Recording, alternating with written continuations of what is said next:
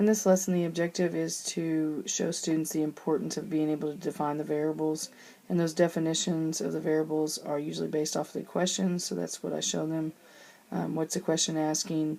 Go through the procedure of elimination, and this one has decimals in it, so I'm showing them a comparison of that you can either solve the problem with the decimals in it, or you can multiply 100 through the second equation, and that's an equivalent equation when you multiply through the entire equation by a constant, and therefore you can still solve it that way and you'll come out with the same answer either way.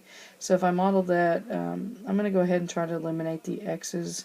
So if I multiply by negative 2.75 through the top equation on this first left side, that's going to be negative 2.75 x minus 2.75y, and that's going to equal negative 2.75 times 80 is going to be negative 220.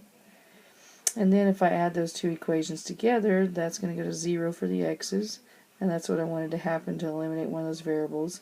325 subtract 2.75 is going to be 0.50 or 50 cents. Y equals 245 minus 220 is going to be 25. And if I divide by 0.50,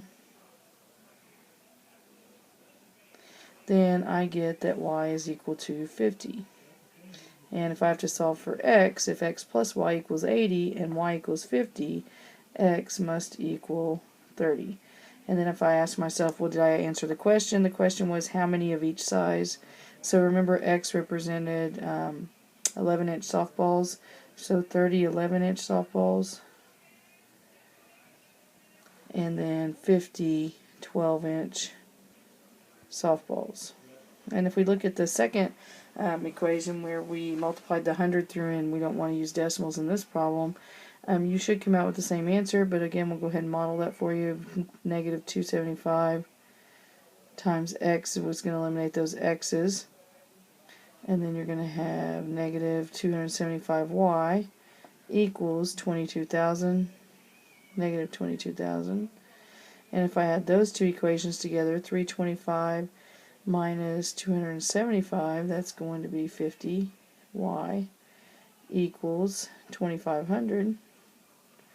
Divide by 50, and you'll again get y is equal to 50, and again if y equals 50, then x will equal 30. So either way you get the same answer.